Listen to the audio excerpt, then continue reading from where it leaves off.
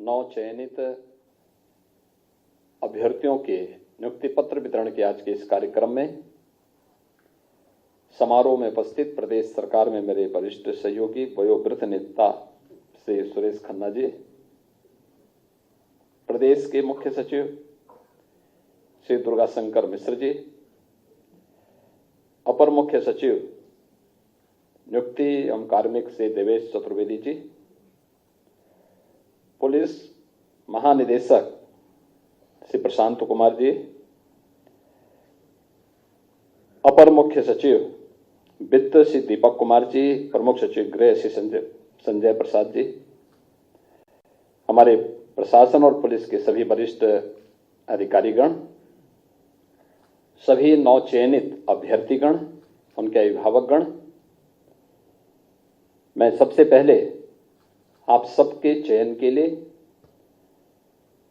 आपको और आपके परिवार के सभी सदस्यों को हृदय से बधाई देते हुए आप सभी उत्तर प्रदेश शासन का पार्ट बन रहे हैं, इसके लिए आप सबका मैं हृदय से अभिनंदन भी करता हूं। मुझे प्रसन्नता है कि अब हमें डिप्टी कलेक्टर के 39, डिप्टी एसपी के 41 और कोषाधिकारी के 16 नए युवा अधिकारी प्राप्त हो गए हैं। उत्तर प्रदेश की स्पीड को बढ़ाने में ये सभी अपना योगदान दे पाएंगे, मैं यह आप सबसे अपेक्षा रखता हूं। आपने देखा होगा जब सरकार ईमानदारी से कार्य करती है तो उसका ओवरऑल परसेप्शन चेंज होता है। पिछले 7 वर्ष में आपने देखा होगा उत्तर प्रदेश के अंदर, उत्तर प्रदेश था 17 के पहले भी था, लोग वही थे। यहां पे भी जो लोग बैठे हुए हैं, इन लोगों को भी दशकों काम करते हुए हो गए, लेकिन उत्तर प्रदेश के बारे में लोगों के मन में एक संदेह हुआ करता था। एक बड़ी आबादी को संदेह के दायरे में इस मशीनरी ने खड़ा करके रखा हुआ था, लेकिन 7 वर्ष में लोग वही, प्रदेश वही, विभाग वही, केवल कार्य संस्कृति बदली। आज करोड़ों लोगों की पहचान का संकट नहीं, बल्कि वह कहीं जाता है तो सीना तान करके कहता कि मैं उत्तर प्रदेश का हूं, तो उत्तर प्रदेश वासियों को सम्मान प्राप्त होता है। ये जो भी हुआ है, ये इसलिए हुआ क्योंकि सरकार ने एक निर्णय लेने का मैकेनिज्म तैयार किया, अपनी कार्य पद्धति में शुचिता और पारदर्शिता को महत्व दिया, ईमानदारी को सर्वोच्च प्राथमिकता दी, तो उसके परिणाम भी उसी रूप में हम सबके सामने आते हुए दिखाई दिए। अगर पहले की तरह ही हम घुमाने की आदत डालते, याद रखना उस व्यक्ति को तात्कालिक संतुष्टि हो सकती है, लेकिन वह लाखों और करोड़ों लोगों की बद्दुआ से कभी बच नहीं सकता। और खासतौर पर अधिकारी संवर्ग में दोनों तीनों प्रकार की जो कैटेगरी यहां पर बैठी हुई है, उन सबसे मैं यही कहूंगा, आपके पास अपने सेवा के माध्यम से जनता जनार्दन की दुआ लेने का भी अवसर होता है और बद्दुआ लेने का भी पूरा अवसर होता है। आपको तय करना होता है कि आप अपने इस पीरियड को, पूरा जो एक कार्यकाल होगा आपका 30 वर्ष का, 35 वर्ष का, इस 30-35 वर्ष का कार्यकाल आप दुआ लेने के लिए और आगे के भविष्य को उज्जवल बनाने के लिए करना चाहते हैं या बद्दुआ लेने के लिए करना चाहते हैं? क्योंकि मैं देखता हूं रिटायरमेंट के बाद ऐसे लोगों की बड़ी दुर्गति होती है, फिर कोई पूछने नहीं जाता, झांकने नहीं जाता, और उसमें से बहुत सारे अधिकारियों को तो मैं यही सचिवालय का चक्कर लगाते हुए देखता हूं, क्योंकि बहुत बार लोग आते हैं, कहते साहब मेरा ये काम अटका हुआ है। मैं कहता हूं सब तुम्हारे ही उत्तराधिकारी हैं जो तुम्हारा काम अटका रहे हैं, कोई बाहरी नहीं है, यही काम तुम भी करते थे। तो जो काम किए हो फल तो वही काटोगे जो बीज बोया है। और इसीलिए आपने देखा होगा पूरी प्रक्रिया में पहली बार किसी आयोग या बोर्ड के द्वारा चयन की प्रक्रिया को एक समय सीमा के अंदर पूरा किया गया। 9 महीने के अंदर आपकी पूरी परीक्षा की प्रणाली और पूरे रिजल्ट को देने में मात्र 9 महीने के अंदर ही इस पूरी प्रक्रिया को संपन्न किया गया।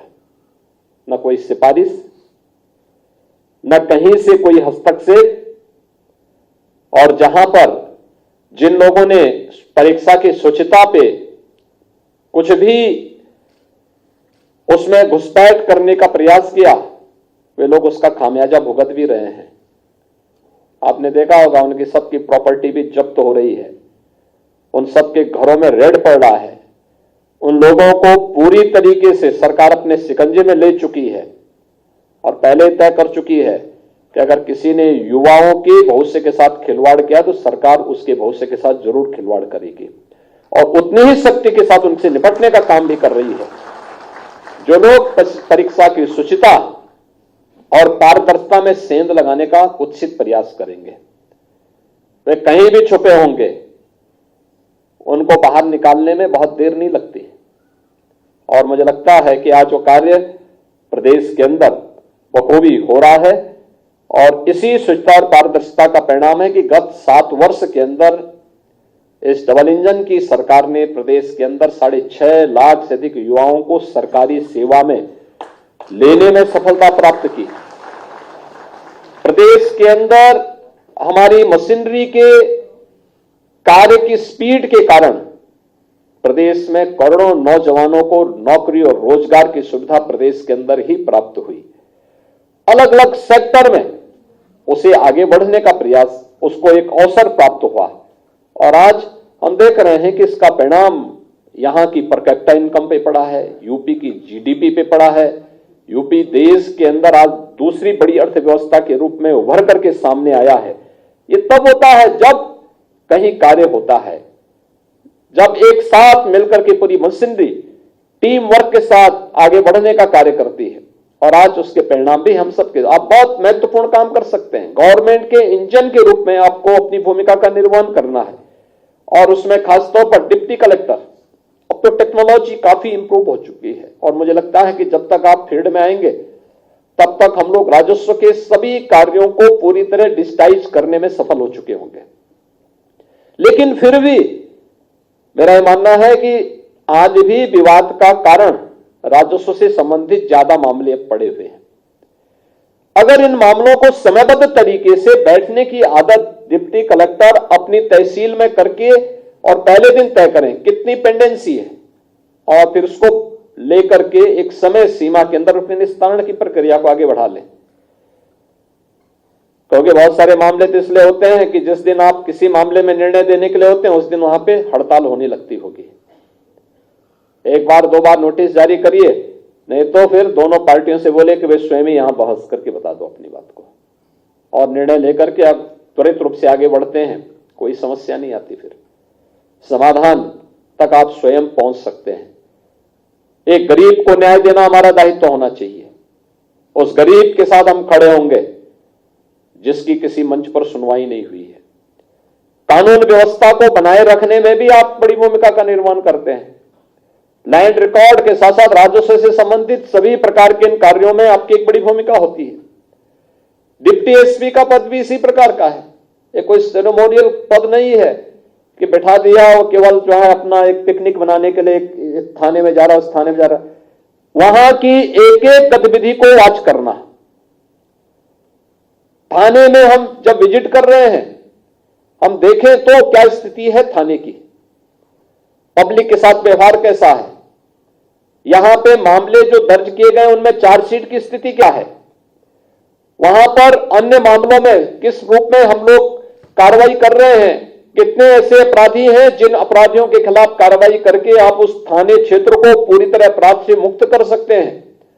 वहां पे पीआरबी की पेट्रोलिंग की स्थिति क्या है, वहां पे ट्रैफिक की स्थिति क्या है, प्रोसिक्यूशन को आगे बढ़ाने में थाने स्तर पर क्या प्रयास होने चाहिए।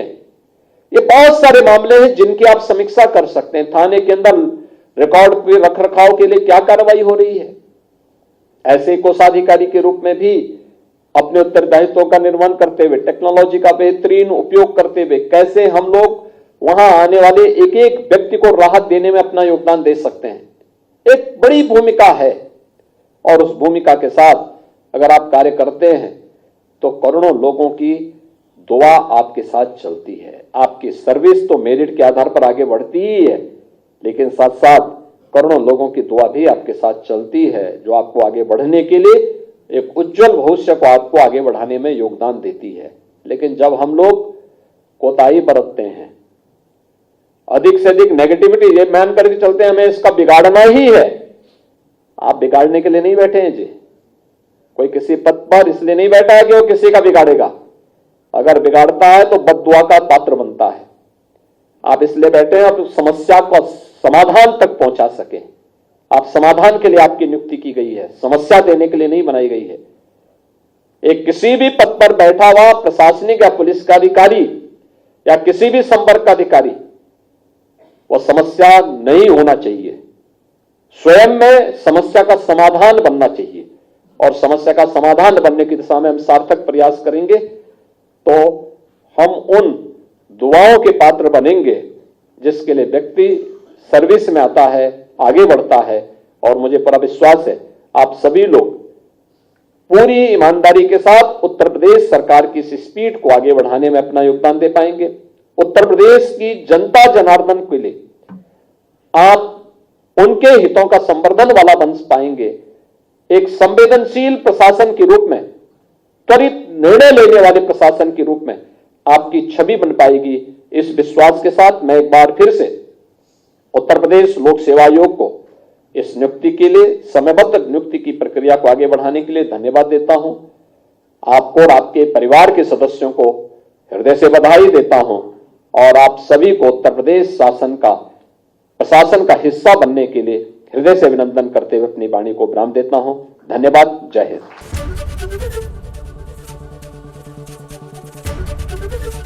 एबीपी गंगा, खबर आपकी, जुबान आपकी।